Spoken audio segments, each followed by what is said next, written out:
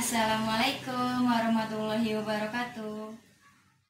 Apa kabar murid-muridku semua? Semoga kalian selalu dalam keadaan baik ya, sehat jasmani maupun rohani. Jangan lupa, di tengah pandemi COVID ini kita harus tetap menjaga kebersihan. Kalau keluar rumah pakai masker dan jangan lupa cuci tangan. Nah, pada hari ini kita sudah mulai beraktivitas kembali ya, belajar mengajar. Walaupun tidak setatap muka secara langsung, harus tetap semangat belajar bahasa Indonesia. Nah, sebelum mulai belajar, kita berdoa terlebih dahulu. Berdoa dimulai.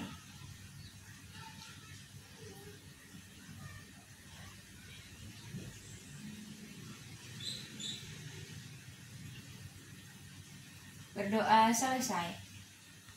Nah, hari ini Ibu akan menjelaskan tentang materi berita. Apa itu berita? Ini dia.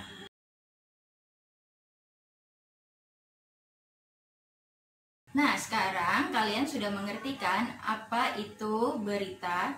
Selanjutnya adalah unsur-unsur berita. Yang pertama ada what. What itu berita tersebut mengenai tentang apa atau peristiwa tersebut membahas tentang apa. Yang kedua ada who. Who itu siapa saja yang terlibat dalam berita atau peristiwa tersebut. Kemudian ada when. Nah, yang ketiga ini when itu kapan peristiwa atau berita tersebut terjadi. Nah, ini harus jelas dan detail ya, agar tidak ada kesalahpahaman. Lalu ada where. Yang keempat, where itu di mana peristiwa tersebut terjadi. Selanjutnya ada why.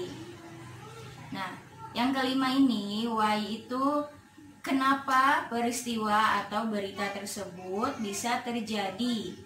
Nah, selanjutnya yang terakhir atau keenam itu ada how. Nah, how ini bagaimana peristiwa tersebut terjadi, dan ini diceritakan secara rinci ataupun detail. Jadi tidak ada kesalahpahaman antara orang yang satu dengan orang yang lain. Jadi beritanya ini jelas ya anak-anak. Nah, selanjutnya ada ciri-ciri berita. Nah, ciri-ciri berita ini yang pertama adalah faktual. Nah, faktual ini adalah berita yang berupa fakta, bukan hoax ataupun pembohongan publik.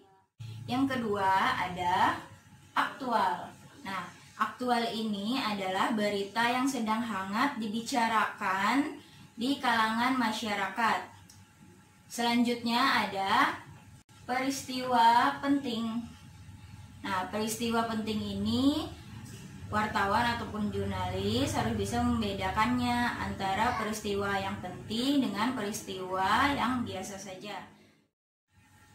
Selanjutnya ada seimbang. Nah, seimbang ini maksudnya tidak memihak ke berita satu maupun yang lainnya. Jadi seimbang ya, netral. Kemudian ada menarik. Nah, menarik ini maksudnya berita atau peristiwa tersebut harus menarik di masyarakat. Salah satu contohnya adalah judul berita atau peristiwa tersebut harus semenarik mungkin kalian buat. Selanjutnya ada lengkap. Nah, lengkap ini maksudnya adalah unsur-unsur berita yang tadi itu sudah kita bahas harus ada di dalam berita tersebut. Dari what, who, where, why, when, kemudian terakhir adalah how. Nah, semua unsur berita tersebut harus ada di dalam berita atau peristiwa yang akan dikemas dan dipublikasikan ke masyarakat. Selanjutnya ada bahasa yang komunikatif, yaitu bahasanya bisa dimengerti oleh semua kalangan masyarakat. Jadi tidak ada salah paham saat memahami berita tersebut. Nah, anak-anak murid semuanya, kalau misalnya ada yang ingin kalian tanyakan, bisa langsung WhatsApp ke ibu ya. Cukup sekian video pembelajaran hari ini. Assalamualaikum warahmatullahi wabarakatuh.